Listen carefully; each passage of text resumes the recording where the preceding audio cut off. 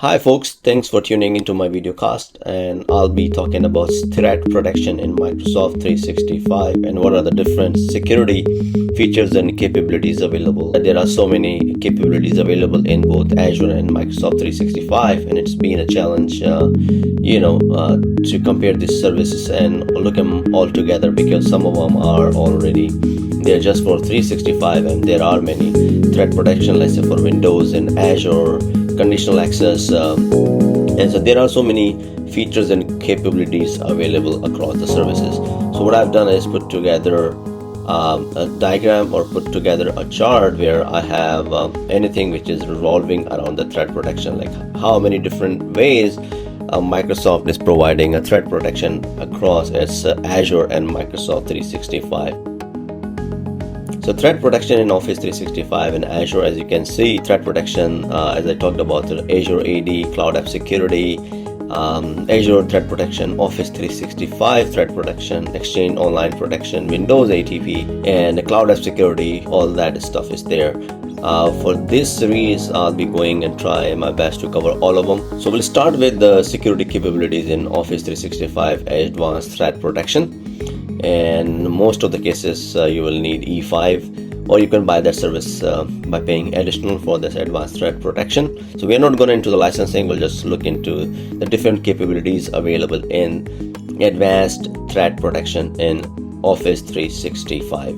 Now we will look into how to set up anti-phishing policies in Office 365. ATP anti-phishing policy, where it uses an AI model and one uses about potentially harmful messages. So let's look into the ATP anti-phishing policy. Probably I need to log back in. So here Office 365 do have a default policy, and that's what it looks like. If you look at users to protect of Office, there are so many settings.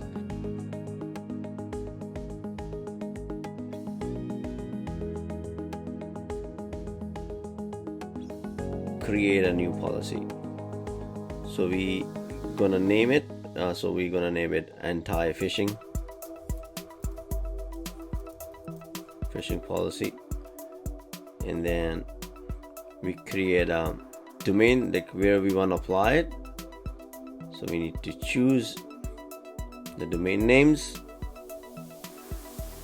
I'm gonna select all the domains I have, and then done here,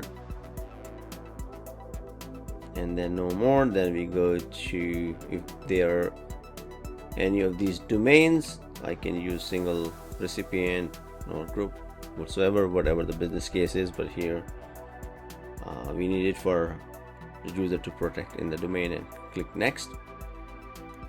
And that what it looks like, the whole policy here. So we do that and look into the more options.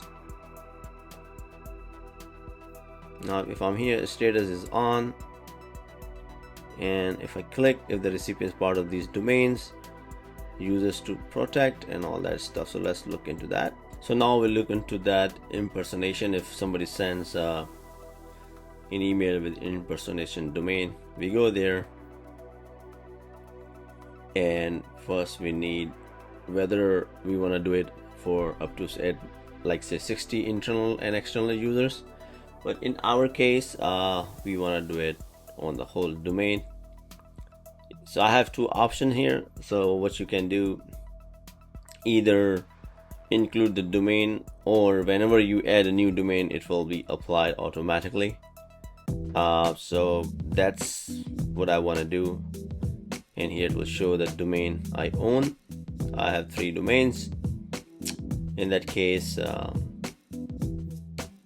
And so what I'm gonna do, I'll leave it. I'm not gonna do my custom domain. I'll save this, and then we go here again, or to the actions. So what actions you want to do? If the email is sent by impersonated domain, you want to quarantine the message and save it.